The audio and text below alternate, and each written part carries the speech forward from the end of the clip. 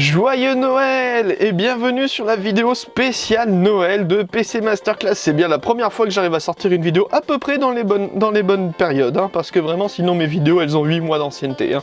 Mais cette fois-ci j'essaie de faire au mieux. Pitié.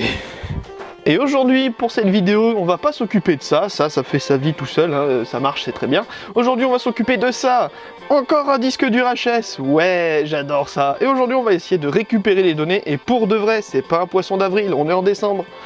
Et du coup, pour réparer ce disque dur, ou en tout cas pouvoir récupérer les données, je vais vous renvoyer dans une vidéo que j'ai tournée il y a maintenant 3 mois, parce qu'évidemment, sinon c'est pas drôle, où je vais vous montrer comment est-ce que j'ai réussi à sauver ce disque dur grâce à la magie de Noël. Par magie de Noël, je veux bien sûr dire par le froid.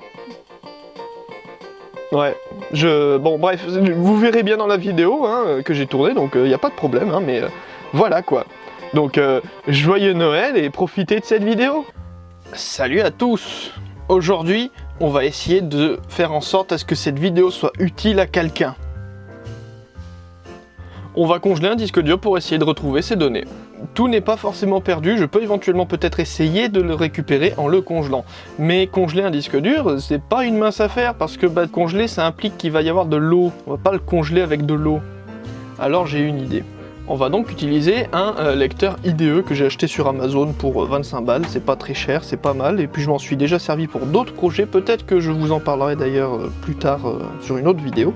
La pièce maîtresse, ça va être ce disque dur bien évidemment, mais la vraie pièce maîtresse c'est ça. Ceux qui se posent la question, c'est tout simplement un compartiment réfrigéré. Ceux qui regardent mes vidéos et qui me côtoient de façon professionnelle, vous savez que c'est ma sacoche de boulot. Tout simplement, c'est la sacoche où j'amène mon repas au boulot, bref. Et du coup, eh ben, c'est pas compliqué, on va mettre des pains de glace dans cette sacoche, on va ensuite protéger le disque dur en dessous et au-dessus de ces pains de glace, et normalement la température ambiante devrait être suffisamment basse pour que le disque dur ne soit pas trop chaud pour ne pas fonctionner. Parce qu'apparemment, si c'est plus froid, ça fonctionne mieux, je ne sais pas, mais apparemment ça fonctionne. Petite interlude avant de commencer la vidéo en plein, juste pour vous prévenir, cette vidéo est basée sur un mythe qui est plus ou moins fonctionnel, dans le sens où il est faisable en deux façons. Soit vous congelez votre disque dur, soit vous le refroidissez. Si vous congelez votre disque dur, ce mythe ne marche pas, et même il détruit votre matériel. Ne le faites surtout pas, d'accord? Si vous arrivez à refroidir le disque dur, là oui, ça peut fonctionner. Et encore, ça dépend du type d'erreur. Là, j'ai eu de la chance, c'est tombé sur le bon type d'erreur. Mais juste pour vous prévenir, je me dédouane de tout ce que vous faites avec votre matériel. Si vous faites des bêtises, c'est votre problème, pas le mien, d'accord? Voilà, juste pour clarifier la chose. Mais du coup, il va falloir essayer de faire tout ça. Comment je vais faire pour protéger le disque dur? Eh ben, c'est pas compliqué. Je vais utiliser ceci. Ah bah, c'est pas très utile comme ça. C'est une plaque de fibre de verre qui, du coup, devrait protéger suffisamment le disque dur le temps de transférer les données. Du coup, on va essayer de couper ça à la dimension de la sacoche, parce que c'est une grande plaque, hein, comme vous le constatez, je peux couvrir le truc. Bref, c'est de la fibre de verre, c'est utilisé aussi pour tout ce qui est faire des plaques électroniques. D'où est-ce que je sors ça? Ça se trouve assez facilement sur internet, et du coup, bah, on se retrouve une fois que j'aurai coupé ça, parce que ça va être chiant et abominable. Voilà, les deux plaquettes sont coupées.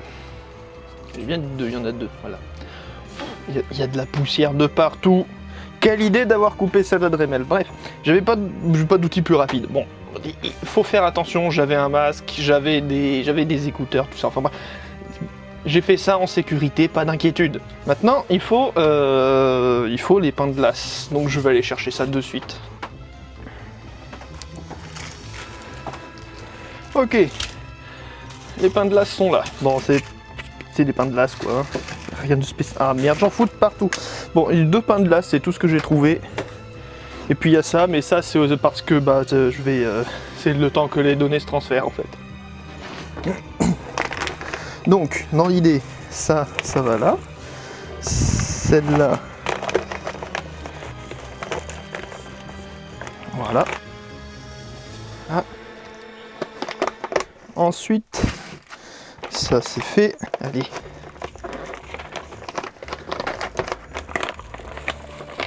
fais des trous dedans, faut pas que je l'abîme. Hein. Voilà. On a le disque dur qui est bien caché. Et maintenant, on referme le tout.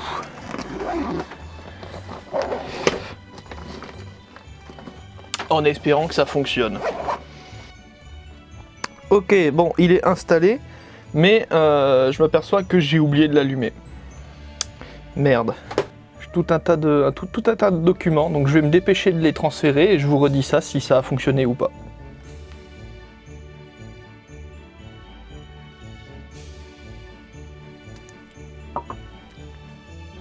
Ça a marché, j'ai réussi à transmettre les données. Pourquoi ça a marché, je ne peux pas vous l'expliquer, je ne sais pas pourquoi, mais ça a marché. Donc, vous pouvez refroidir un disque dur pour sauver les meubles le temps de transférer les données qui vous restent. N'hésitez pas à vous abonner si vous avez trouvé que le fait de refroidir un disque dur était intéressant et franchement sympa. Il y aura peut-être d'autres vidéos comme ça sur la chaîne plus tard, donc je suis content de pouvoir tester ce genre de bêtises.